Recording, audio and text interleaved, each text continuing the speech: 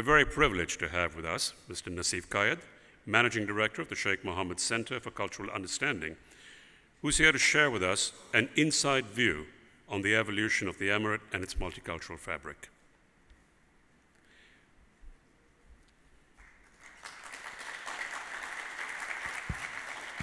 Thank you. Assalamu alaikum. I'm glad you mentioned that we will not be a bunch of PowerPoints today and speakers on the podium, because that's one thing about me. I don't speak at the podium. I speak amongst the people. My name is Nasif Sheikh Mohammed Center of Culture and Understanding. It's really a concept of introducing our culture, history, heritage, religion to the people who come to the UAE.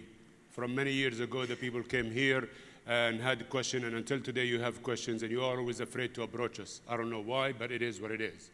It's like many of you always say, we've never seen an Emirati, we've never met an Emirati, we've never touched an Emirati. Is that true for you?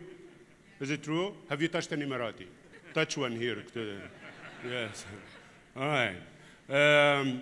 From silly questions such as, are you all rich Arabs? It's what started me, and until today I'm perceived as an oil-rich Arab. When I go to a Dubai mall, I could walk around like this and everybody perceives me as an oil-rich Arab, and some of the tourists or even the expats who live here would love to have a picture with me. And I always say yes, of course, because I don't want the tabloids to write about us anything negative. There is plenty of it out there. But then sometimes I am bothered by the fact that my time is being wasted on pictures and I have to go to where I have to go to. So therefore, all I have to do is just simply change the perception. But doing that, and then nobody talks to me anymore. They don't even look me in the eye. I even get ready of a long line at a nice restaurant by simply doing this and saying, Allahu Akbar. Open doors, open minds. It's an opportunity for me, folks, to get closer to you by simply explaining why the perception, why the misconception. Oil-rich Arab, but you think that we started from oil. But let me ask you, and I ask these questions a lot, this region here, when did it start? What was life like before oil? How old is oil in this region? How many Arab countries are there? Does anybody really know how many Arab countries are there? Could somebody quickly shout at me a number? How many Arab countries are there? How many? Anybody? My God, this is retail Middle East, hello? Huh, 22. And if you accept South Sudan and North Sudan, now we just recently split them, that will be 23. Good? So, how many have oil? How many actually are oil giants, oil producers? Huh? 7, 8, yeah, perception. Again, people tell me about Qatar, UAE. I used to say when I'm from Dubai and nobody knew Dubai, and today people know Dubai but don't know Abu Dhabi much. Why? Because they don't know the places where there is oil, but they know the places where there is what? Interaction. And when you come to the UAE today, everybody thinks that this is oil money that we build Dubai with. But folks, from not too long ago, when we came to this region, we came not too far from a place where civilization started. I always ask the people, this is Earth, where did the human race begin? And they always tell me Africa. And my answer to you, why? We were all black, we became white? In my lifetime, only one black became white so far. Are you with me? So how did this happen? But have you ever heard of a region called Mesopotamia or a civilization? Babylon. This is not too far from here today. It's called Baghdad, Iraq. Are you with me? In the old days, the Middle East was really the vibrating place. The place where civilization began. I always say, if you go back to Noah, Adam, Jesus, Moses, Abraham, Jacob, Zechariah, Mary, peace be upon her, have these people ever been to Africa? Have these people been to Asia?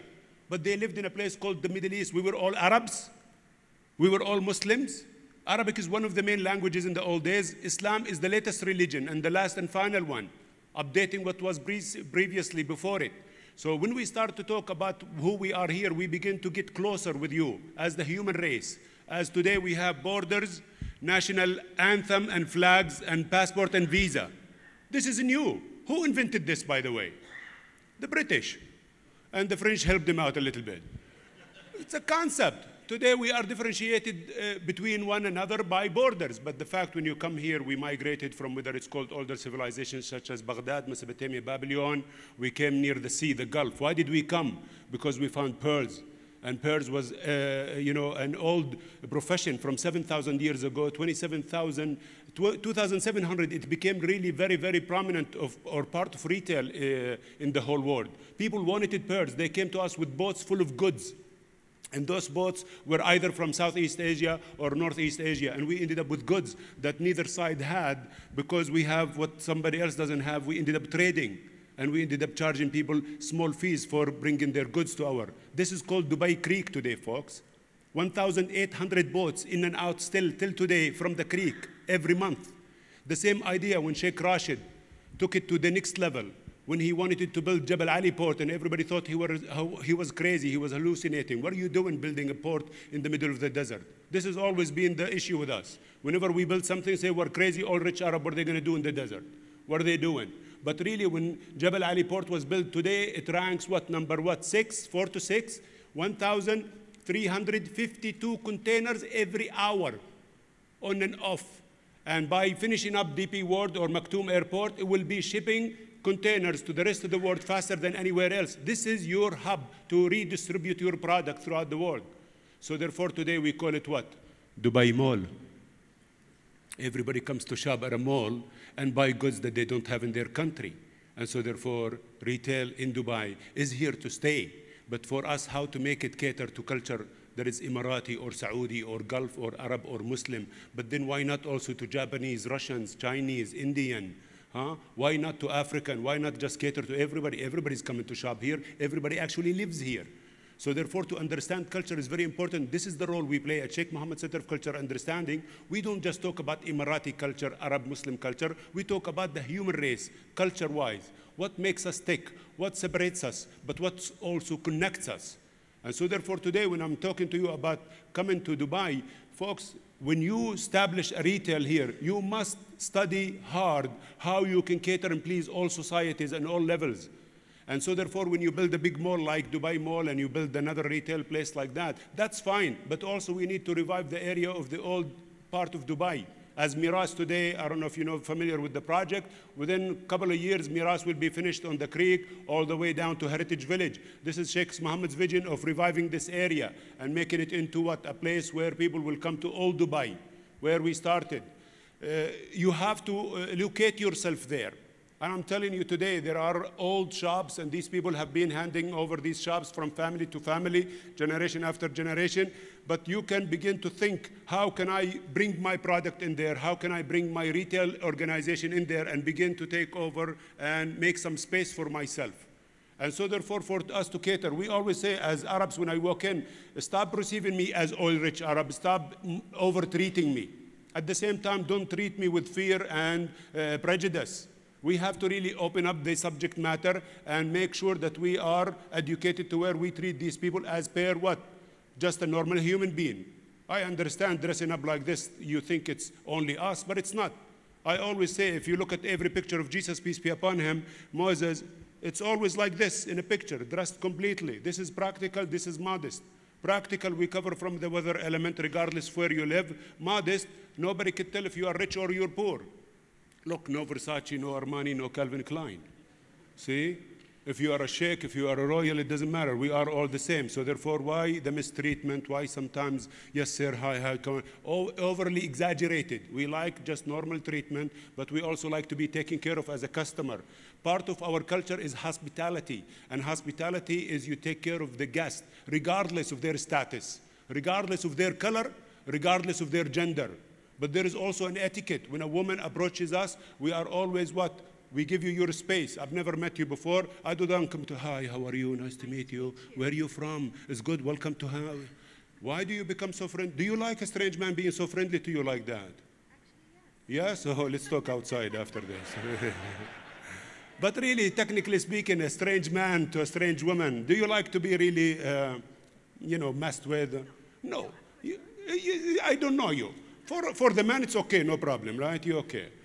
So the concept here is we have etiquettes. That's not because we are Arabs or Muslim. It is called female and male. We complement, we complete. We don't compete. It's a concept what we try to teach, rather than we always like when a woman walks in with abaya and a scarf, don't look in her eyes. Don't talk to her. Don't come near her. Why?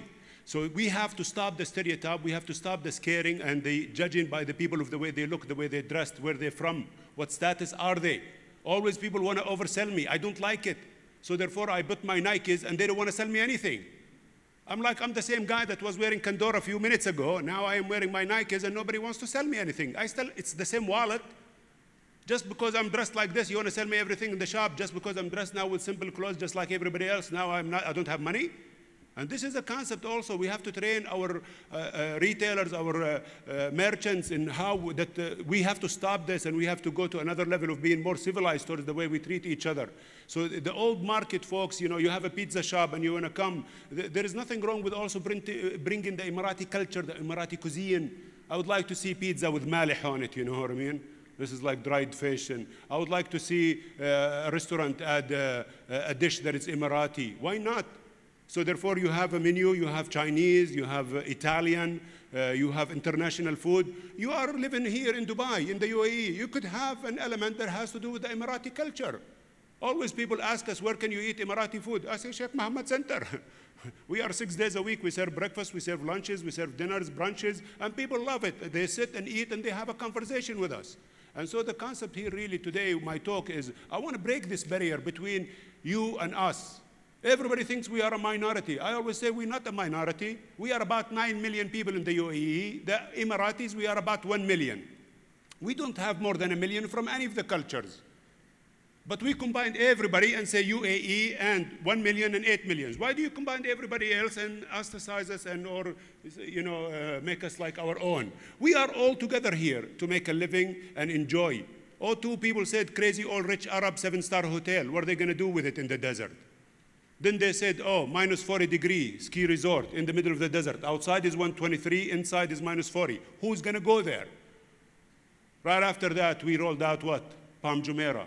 Because we knew when the people started talking, we're getting attention. People ask me, why do you build the biggest? Why you build the tallest? I say, because it's free marketing. We invest our money in the project, and all the media advertise for us free of charge. I don't have to put money in marketing. It is advertised for already. I just build it. So really, it's a concept today of to really revisit the way we perceive things from negative to positive, and from aggravation or short-term opportunity to long-term opportunity. This region is here to rise, in my view, in my opinion, the way things are going right now. So people, when they come, and it's always new retail, old retail is important, folks. Old retail needs to be revived, or retail needs to become part of your future plan. And so therefore, how do we cater to Muslim or Emirati or Arabs? We have 1.25 million Saudis come to this place. We need a prayer hall in the mall. We need somewhere where we can make ablution. So the bathroom cannot just be bathroom with sinks and stalls. It needs to cater for people to make ablution, or you have an ablution. We need a place where there is kids. Everybody here is families. Somewhere where the kids can have a break. We need a place where we could sit. The problem with some of our old souks or our old markets, there is not enough place to rest. There is not enough places to where you can just take a break with your family. Drinking water, you only can buy, and sometimes you cannot even find restrooms. You cannot find enough restrooms. So all this becomes a challenge. So as a Muslim, as an Arab, as an Emirati, as a GCC, if I come, I just was meeting last night, I was having dinner at our center with the CEO of Orange County. Orange County realized by not catering to the Arabs, to the GCC people, they're losing a lot of money. And everybody there thinks that we are terrorists. He said, this is money. How could you think terrorists? We need their money. We need them to come and visit us. We need them to come and spend money with us. So we made a video for them. If you go to YouTube, we have it, Orange County and Middle East, where I explain to them everything. From the way we dress, the way we believe, how to, when I walk into your retail space, do you know east from west? I want to pray. Can you tell me where to pray? Your clients needs to be taken care of sometimes. What are some of the questions they come to you with your retail space and they ask you? And so therefore, are you able to inform me? Are you able, the other day, a lady in the heritage area, Al-Fahidi area, she was trying to find a place to feed her baby. We invited her into our center and we said, please have a seat in one of the rooms, close the door, go ahead, enjoy yourself.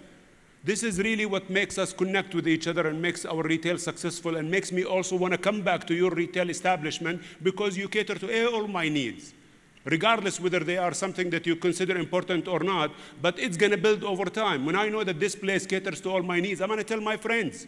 This is like when we went to America and my wife was pregnant and she wanted to do an OBGYN. And we couldn't find a female, we only found males. And she said, honey, let's go back home. I'm not gonna go to a male OBGYN. And I'm talking to you bluntly here. We kept looking, an hour and 15 minutes away from the city where we were. There was a lady who was we made advertisement for her amongst the whole Muslim community. She became very rich because of us. I never got my percentage from it, but this is a concept. So today, really, again, for us, if there is anything we could do at Sheikh Mohammed Center of Cultural Understanding to do culture induction for your staff, to help you in the way that you design your establishment and how it caters, what are some of the questions you have that we can answer for you. We are saying that Muslims needs to be catered to. Christians needs to be catered to. Hindus and Buddhists needs to be catered to. It's their right to believe. I know we don't believe, we are atheist agnostic, but can we have respect for those who chose to have faith? They respect us. If I am agnostic or atheist, I know that Muslims don't mind me at all. So therefore, why do we mind them? We must keep them in mind. That's really what's important. We have to cater to the fact that there is a woman dressed completely and she is covered and her face is covered. I always say, don't worry about it. Her face on the passport picture is not covered. Is it covered on the driver license? It's not covered. So therefore, if you were to be nice and kind, she will probably uncover her face and talk to you. But how many of you become disappointed and prejudiced and absolutely out of your mind when a lady or a gentleman walks into you with sunglasses inside your shop? How many of you have signs that says no sunglasses inside our mall? We need to see your eyes. None of us. So therefore, what's wrong with her coming in with her face covered? You actually could see her eyes. I'd rather see eyes when I talk to people rather than see mouth and nose. Seriously. So really, again, the concept of how can we revisit where we made a big deal out of absolutely nothing and made it into very negative, and so therefore can we treat everybody as a human being and accept them and look forward to their what? Becoming a customer of ours, and what can I do for you to enjoy shopping at my retail? So therefore, please visit everything and we can help in any way, which way we can. But at the end of the day, bring the barrier down and allow yourself to see beyond. Just like the concept of all rich Arabs is what got me started in this open doors, open minds. The door is open for us to talk. Open minds is that do we know how to discuss a concept or a subject matter? Everybody asked me, why white? I went and asked my dad, why white? I said, what do you mean? I said, why do we dress white? 6 GCC country, we all wear white traditional dress. He said, why? What color do you want? I said, Dad, I'm serious. I'm asking you a serious question. Why did we pick white out of all the colors? He said, no, really, what's wrong with white? What's wrong with it? I said, you don't know, do you? So you're lashing out at me. Frustrated, I asked everybody, and I ask all the time, why do we wear white? People give me silly answers. So I turned around and I went to people and I said, why blue jeans? Any idea? Why jeans and why is it blue? I've been talking for more than 20 years to all levels of society, from the politicians to the average. Why blue jeans, guys? Why is it jeans and why is it blue? Why gray or navy business suits? See, people told me, why didn't you wear white and you make your women wear black? I say, really, we make our women wear black.